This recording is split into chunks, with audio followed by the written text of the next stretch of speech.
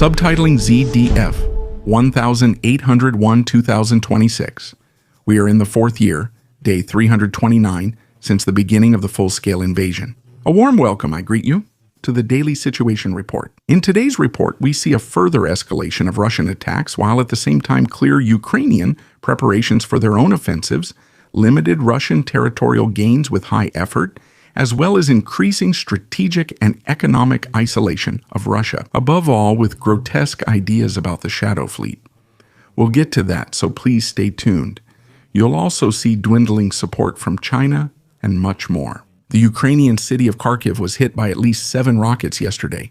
In general, the city was extremely heavily attacked yesterday, with a lot of drone activity. A few hours later, Pat sent me this video. Hello dear War and Tactic viewers, I'm reporting from Kharkiv, and of course I'm holding up the flag for the War and Tactic viewers, and I'm happy that I was able to bring a vehicle here thanks to your donations. This is going to continue for a little while. The vehicle, I'm basically just making a stop over here, and I'll be reporting about it soon. I just wanted to say hi and let you know I'm here. Behind me, can you see the United Nations fleet? So I feel relatively safe here because I don't think the Russians would dare to hit anything here. Yeah, I definitely wanted to say hello, and yeah, thank you for all your support. I think there are still a few patches available. Johnny from War and Tactic can link those below. And yeah, that's it from me. And yeah, take care of yourselves. Best regards. Yeah, Pat, still take care of yourself. We've already seen a lot of videos of the Russians attacking United Nations vehicles in the Kherson area with drones. Still, patches and everything else can be found below in the video description under the NerdBase link.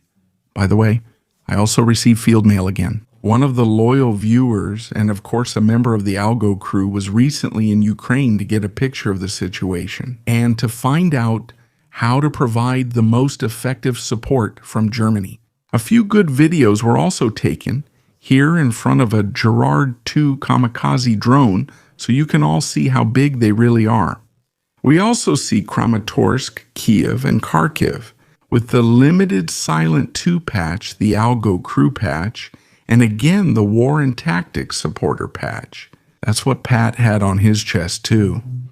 I appreciate when viewers email me field mail so I can mention them in reports and know where they're from. Parts of this greatness and everything they take on in terms of personal challenges to be able to provide great support. So from my side, great praise and recognition. And the Algo crew is welcome to make some noise in the comments for one of our own. In 2023, Ukraine's summer offensive failed at the Surovikin line in southern Ukraine. Just like the Russian special operation, it was supposed to be carried out effectively in a short time to achieve a breakthrough at the front, which was expected to make the difference people were hoping for. However, the West did not provide enough support, which caused urgently needed supplies to be delivered with months of delay.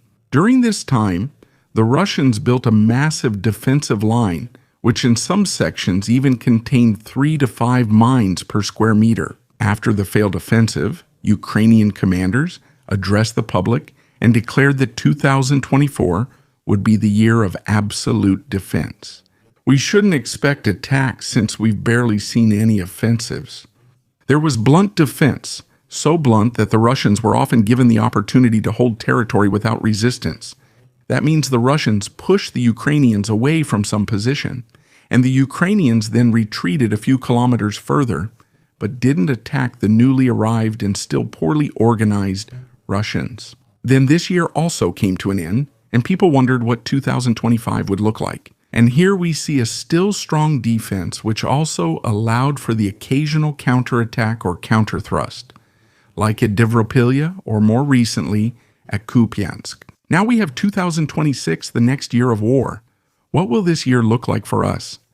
Well, the Commander-in-Chief of the Armed Forces of Ukraine, Seversk, has now commented on this. He explained that Ukraine will conduct a strategic defensive operation, but also explicitly emphasized that victory cannot be achieved by defense alone. He has recognized this very well, especially when facing an enemy who, without batting an eye, accepts almost 30,000 losses of their own people every month. And who could increase even more, and who can also wage the war much longer when it comes to personnel than Ukraine, because in that regard, Russia has the upper hand. And what's even more important is that Seversk confirmed that Ukrainian plans for 2017 and 2026 also include their own offensive operations. But at the same time, he warned that Russia still aims to occupy all of Ukraine. Moscow was preparing to massively expand drone production to up to 1,000 drones per day. As a reminder, we're currently at about 800 Shahed drones per day. Meanwhile, they're also stepping up attacks at the front. Ukrainian intelligence says Russia has surpassed its 2025 mobilization plan by over 100%, recruiting about 406,000. Medvedev mentioned about 14,000 more yesterday. For the current year, Moscow is planning to form at least 11 new divisions and is requesting another 409,000 soldiers to make up for last year's losses. Just imagine, 11 new divisions. For comparison, the Bundeswehr, our armed forces, has 3 divisions, and Russia wants 11 new ones, just planning and replenishing for the next year alone. From the perspective of the Ukrainian leadership, there are currently no signs of serious peace negotiations, but only indications of a further escalation of the war. Near Seversk, specifically Sviatopokrovsk, the Russians made some advances. The 123rd Brigade captured the location, and with the 88th Brigade was able to advance further west. As I have mentioned many times, the hilly terrain here is of great importance. Whoever controls the hills controls. We could also see the surrounding villages, which are usually located in a valley, during this attack on this location. On the ground, the Russians have hardly made any progress. They haven't been able to achieve any victories here for weeks. They could block the Ukrainian Nashau and fire on the town's forces only after capturing the northern hill. They finally captured it here. Solovyov, our favorite propagandist, said on Russian state television that Shadow Fleet oil tankers should be sunk with torpedoes if they risk capture by United States forces. According to him, Russia should deliberately destroy its own ships, for example with torpedoes, in such a case to keep them out of reach. This statement once again shows how far the rhetoric has gone by now. Instead of legal or diplomatic responses, self-destructive escalation scenarios are being discussed publicly, even though by now we should already be used to the self-destructive ambitions brought on by the war. But I also appreciate how he later mentions that, of course, you should evacuate before the occupation. If a United States soldier boards the tanker, I believe Russia would stop intervening. I also don't get why they'd evacuate people there, since such an intervention happens faster than you'd expect. The first United States Coast Guard tanker seizure included a warship and submarine, yet there was no reaction then either. And for good reason, because if Putin were to anger Washington so much that United States soldiers, for example, died because of a self-scuttling, then he would also lose his puppet or his mouthpiece in the White House.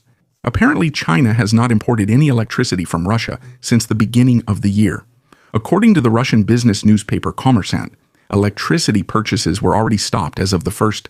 They were fully halted in January. Although the supply contract runs until 2037, China is giving up the agreed added value.